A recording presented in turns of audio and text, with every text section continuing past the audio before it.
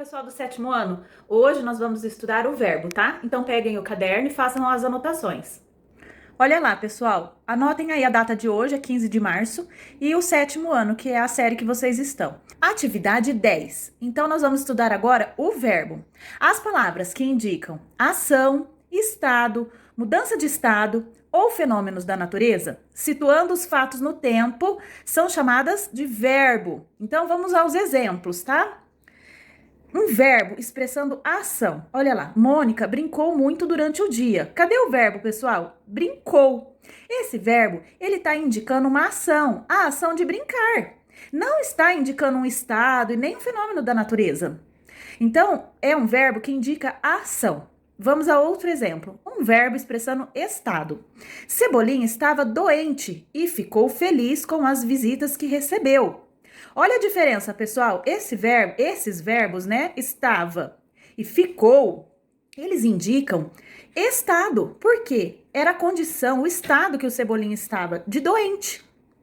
Então, não está indicando uma ação. Vocês perceberam a diferença? Agora, olha outro exemplo. Chove muito em Cosmorama. O verbo chover está indicando o fenômeno da natureza.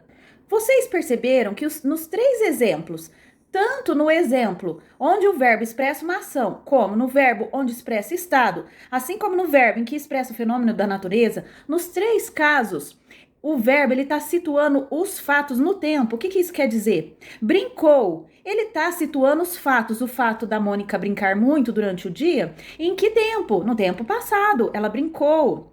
O Cebolinha estava doente e ficou. Esse verbo também está situando os fatos no tempo, um tempo passado. Como nós veremos mais adiante, tá? Cada um deles. E o verbo que expressa o fenômeno da natureza, chove, também está situando no tempo. Chove, é agora, presente.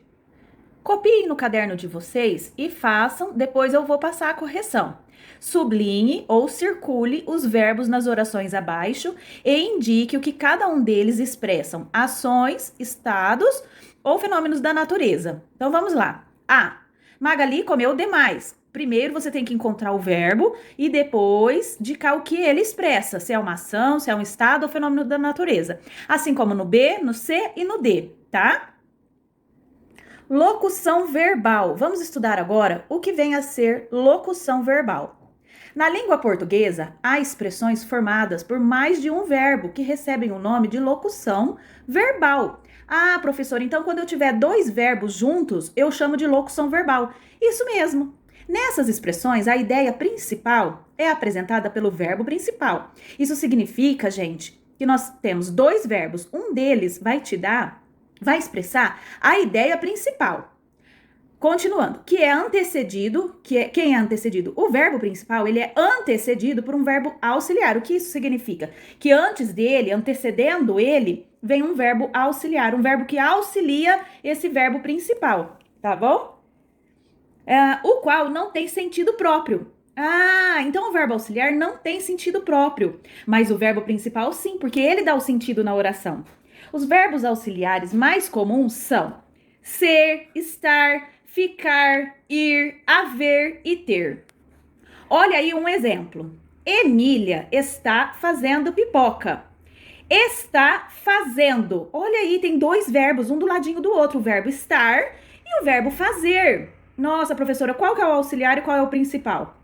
Nós já vimos que o principal é antecedido pelo auxiliar. Então, olha lá, o principal é fazendo e o auxiliar é o está.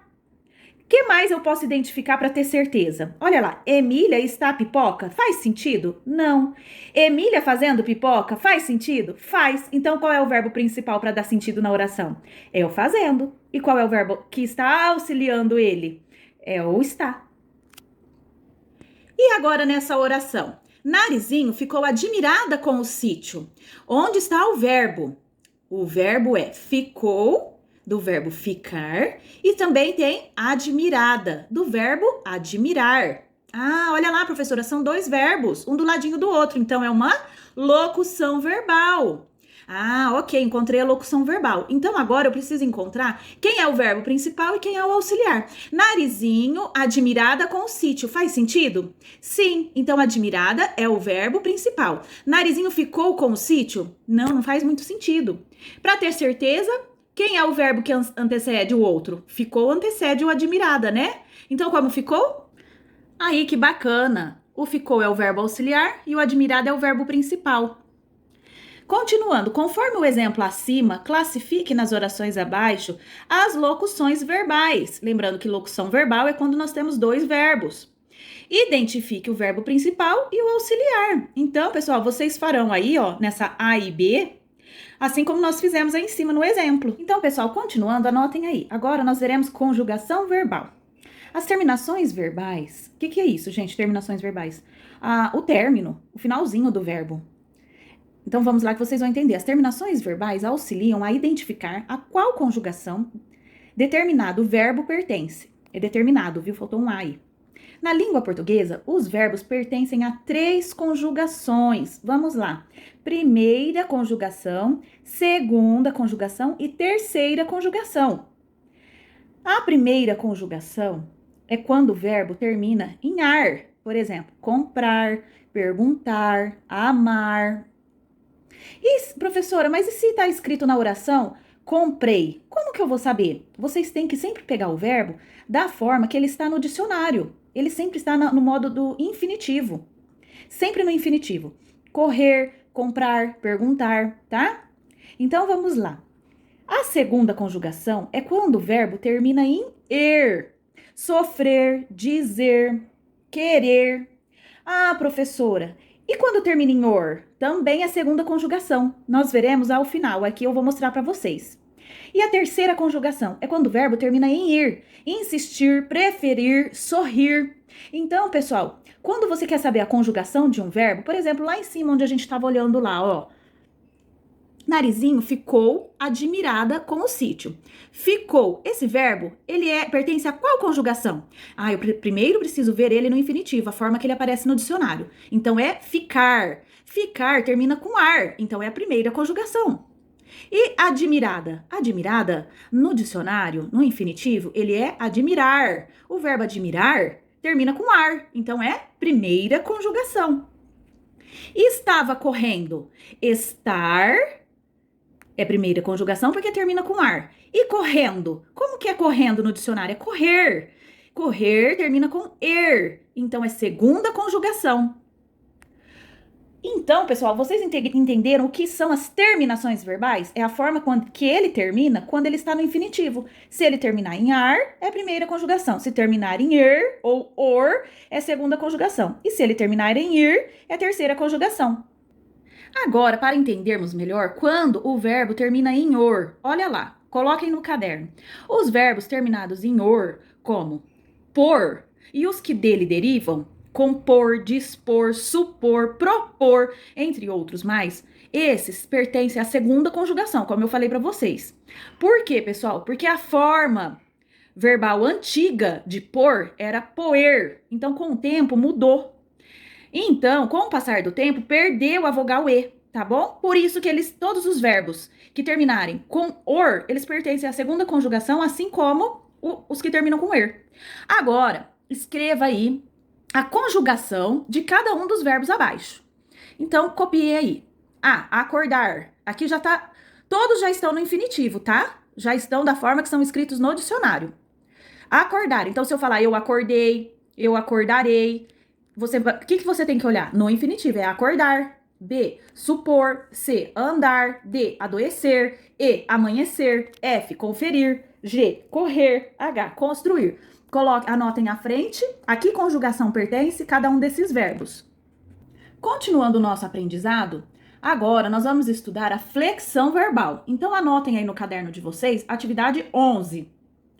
Eu coloco o número de atividade para a gente ter um referencial na hora de falar das atividades dos exercícios, tá?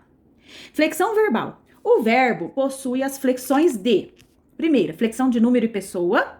Segundo, flexão de modo. E terceiro, flexão de tempo. A flexão de número e pessoa, ela se divide em número, que é singular ou plural, e pessoa, primeira, segunda ou terceira pessoa do discurso. A flexão de modo, ela se divide em imperativo, subjuntivo ou indicativo. E a flexão de tempo se divide em pretérito, presente ou futuro. Então, nós veremos agora cada uma delas. Vejamos as flexões verbais separadamente. Flexão de número e pessoa. O verbo apresenta flexão de número quando indica o singular ou o plural em sua forma. Olha lá, aparecem no singular quando se referem a uma única pessoa. Eu corro, ela corre. Se eu falar nós corremos, é mais de uma pessoa, não é? Olha lá, aparecem no plural quando se referem a mais de uma pessoa. Nós corremos, eles correm. Viram? O verbo apresenta flexão de pessoa, indicando se é primeira, segunda ou terceira pessoa do discurso. Olhem lá. Anotem aí. Eu, tu, ele, nós, vós e eles. Eu é primeira pessoa do singular. Tu é segunda pessoa do singular. Ele é a terceira pessoa do singular. Nós é a primeira pessoa do plural. Vós é a segunda pessoa do plural. E eles é a terceira pessoa do plural. Então, pessoal, anotem a legenda aí do lado, que é para vocês identificarem melhor quem são as pessoas do discurso. Eu é quem fala. O tu é com quem se fala. E ele é de quem se fala. O nós é quem fala. O tu é com quem se fala. E o eles é de quem se fala também. Professora, e você ou senhor se enquadra em que pessoa? Se enquadra na segunda pessoa. Anotem aí, pessoal, porque essa é uma dúvida de muitas pessoas. Se o você, ele tá na segunda ou na terceira pessoa. E como que você tira essa dúvida? Com essa legenda. O você é com quem se fala e não de quem se fala. Agora vamos estudar a flexão de modo. O modo verbal indica a atitude do falante em relação à ação que anuncia, podendo indicar pedido, certeza ou hipótese. Veja lá. Quais são os modos verbais? Modo indicativo, modo imperativo e o modo subjuntivo. Vamos ver cada um deles. Modo indicativo, ele expressa a certeza do falante em relação ao anunciante. Exemplo, não gosto de comida apimentada. Ou outro exemplo, estudei muito para a prova. Esse tá no passado. Agora vamos ver a mesma frase com certeza, né, no modo indicativo no futuro. Estudarei bastante hoje. Vocês estão percebendo que o verbo, ele tá indicando certeza.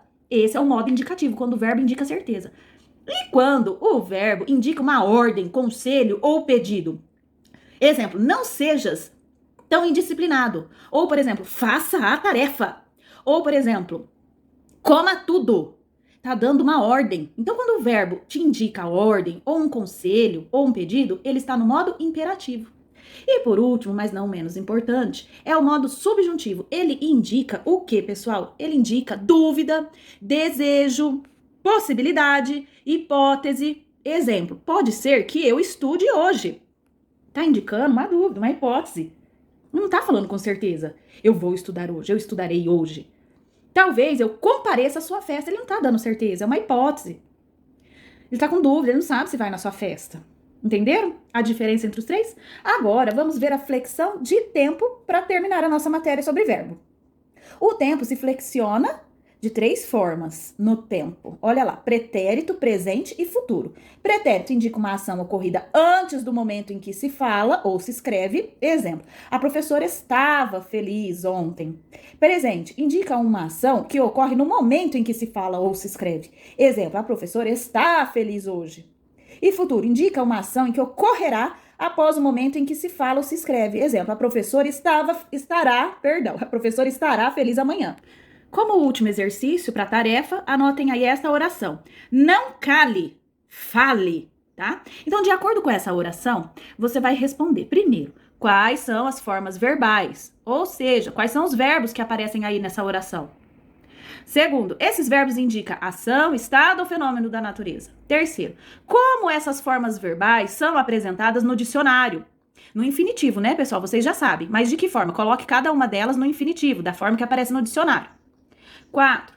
A que conjugação essas formas verbais pertencem? Primeira, segunda ou terceira? Lembrando que vocês têm que colocar ela na forma como aparece no dicionário, no infinitivo, para descobrir a conjugação a que pertence. 5. Em que modo verbal essas formas foram empregadas? Qual o modo, pessoal? Volta lá na matéria. 6. Em que número e pessoa esses verbos aparecem nessa oração? 7. Escreva uma frase empregando uma dessas duas formas verbais apresentadas nessa oração. Quer dizer que você vai escolher uma só. Tem dois verbos aí. Escolhe um e aí você vai escrever uma frase com esse verbo flexionado. Você tem que escolher um verbo, escrever uma frase e você vai flexionar esse verbo na primeira pessoa do plural no futuro.